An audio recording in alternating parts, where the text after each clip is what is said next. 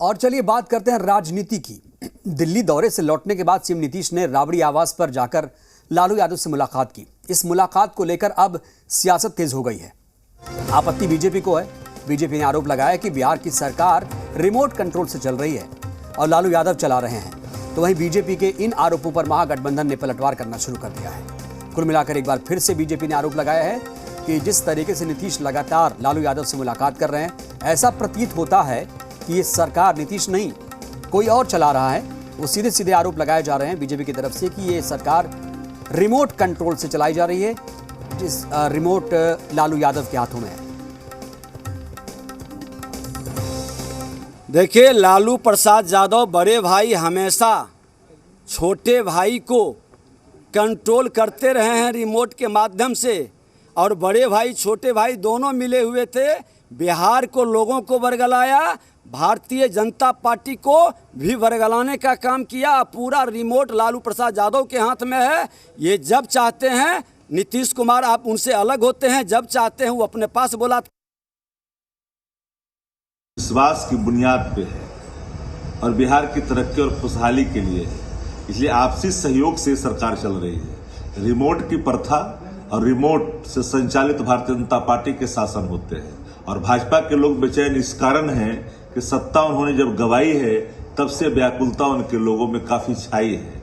इसलिए बिहार तरक्की के रास्ते पर आगे बढ़ा है। हर क्षेत्रों में एक नया सवेरा के रूप में सामने दिख रहा है। इसलिए लोग व्याकुल होने की जरूरत नहीं है। बिहार के अवाम, बिहार के लोग आज इस गठबंधन की सरकार के कार्यक्रमों से काफी खुश हैं। देखिए, रिमोट कंट्रोल वाला पॉलिटिकल सिस्टम तो भारतीय जनता पार्टी की डिक्शनरी का पार्ट है। सबसे ताजा तरीन उदाहरण हमने महाराष्ट्र में देखा, जहां पे शुद्ध रूप से रिमोट कंट्रोल से भाजपा सरकार चला रही है। और बिहार में तो भाजपा सत्ता से बाहर जाने के कारण इतनी बौखलाहट में है कि नेता प्रतिपक्ष और उसके बाकी नेता तरह तरह के बयान दे रहे हैं। बिहार में सरकार प्योर कंट्रोल में है, किसी रिमोट कंट्रोल में नहीं। देखिए, राजद जो है वंशवादी पार्टी है। लालू जी जेल गए तो राबड़ी जी बनी, राबड़ी जी के बाद तेजस्वी जी बने। तो ये वंश परंपरागत है, ये वंशानुगत चलने वाला पार्टी है। इसमें कोई तीसरा अब्दुल बारी सिद्दीकी जी नहीं सोच सकते हैं कि हम बन सके। और नीतीश कुमार जी भी यहाँ पर Ram is a good boy लिखा वहाँ पर बैठे रहना पड़ेगा। वहाँ दाहिने बाएं करेंगे तो तुरंत जो है आउट कर देगा लोग। अब यहाँ उनको दिल्ली के दरबार दिखा रहा है कि जाइए दिल्ली में सफरिंग करिए।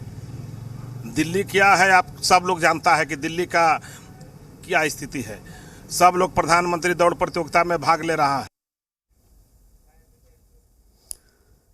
तो महागठबंधन की सरकार है और ऐसे में समय समय पर नीतीश कुमार लालू यादव से मिलते रहे, लेकिन इस बार जब मुलाकात हुई तो बीजेपी को बात थोड़ी बुरी लगी और आरोप प्रत्यारोप का दौर शुरू हो गया। ज्यादा जानकारी के साथ हमारे संवाददाता पटना से रितेश जुड़ रहे हैं। रितेश, मुलाकात को लेकर लगातार सियासत होती रही है। इस बार तो बीजेपी की तरफ से बड़ा आरोप लगाया गया। कहा जा रहा है कि सरकार कोई और चला रहा है, रिमोट कंट्रोल से सरकार चलाई जा रही है और जो रिमोट है वो लालू यादव के हाथों में। इसके क्या मायने? अब बिल्कुल सही कहा कमरुद्दीन आपने। और मायने इसके ये हैं कि कहीं ना कहीं जनता के मन में ये डालना चाहती है बीजेपी कि भले ही मुख्यमंत्री बिहार में नीतीश कुमार हैं, लेकिन जो सरकार है वो आरजेडी चला रही है। सरकार का संचालन पूर्व मुख्यमंत्री लालू प्रसाद यादव कर रहे हैं। और ये ना सिर्फ बिहार की जनता के मन में डालने की कोशिश बीजेपी के नेता कर रहे हैं, बल्कि जो जेडीयू के कार्यकर्ता हैं, जेडीयू के जो नेता हैं, उनके मन में भी कहीं ना कहीं इस बात को डालने की कोशिश हो रही है कि बिहार में भले ही मुख्यमंत्री नीतीश कुमार हों, लेकिन नंबर 1 की हैसियत आरजेडी की है। और इसी को लेकर नेता प्रतिपक्ष विजय कुमार सिन्हा ने ये बयानबाजी की। हालांकि आरजेडी नेताओं ने साफ तौर पर कहा कि रिमोट की जो बात बीजेपी के नेता ने कही है, इसकी परंपरा रही है। बीजेपी में ही, बीजेपी की ही जो सरकार है वो संचालित होती है नागपुर से। ये कई दफे आरोप लगे हैं। यही लाइन लेंथ अगर बात करें तो ये कांग्रेस की भी यही लाइन लेंथ है। हालांकि इस पर जेडीयू के किसी भी नेता ने टिप्पणी करने से इनकार कर दिया है। और देखिए, जो आरोप बीजेपी लगा रही है वो ऐसे नहीं लगा रही है, बेवजह नहीं लगा रही है। जब नीतीश कुमार दिल्ली दौरे पर निकले थे तो सबसे बड़ी बात है कि विपक्ष के नेताओं को गोलबंद करने के लिए निकलने से पहले वो सबसे पहले राबड़ी देवी जी के आवास पर पहुंचते हैं, लालू प्रसाद यादव से मंत्रणा करते हैं और फिर वो चले जाते हैं दिल्ली। 3 दिवसीय उनका दिल्ली दौरा होता है। लगभग सभी जो विपक्षी नेता हैं, नीतीश कुमार की मुलाकात होती है। भाव भंगिमा अगर देखा जाए, बॉडी लैंग्वेज देखा जाए नीतीश कुमार की, तो काफ़ी उत्साहित दिखे, काफ़ी सकारात्मक दिखे। अभी मुलाकात और नेताओं से भी होनी बाकी है, लेकिन सबसे बड़ी बात है कि चलिए जाने से पहले मंत्रणा करने पहुंचे। लेकिन जब नीतीश कुमार जी 3 दिवसीय दौरे के बाद वापस पटना आए, पटना वापस आने के बाद मुख्यमंत्री आवास वो नहीं गए, वो सीधे लालू आवास गए, लालू प्रसाद यादव से मुलाकात की। क्या कुछ दिल्ली में मीटिंग हुई, क्या कुछ बात हुई, क्या कुछ विपक्षी नेताओं का कहना है, इन तमाम बातों की जानकारी उन्होंने लालू प्रसाद यादव को दी।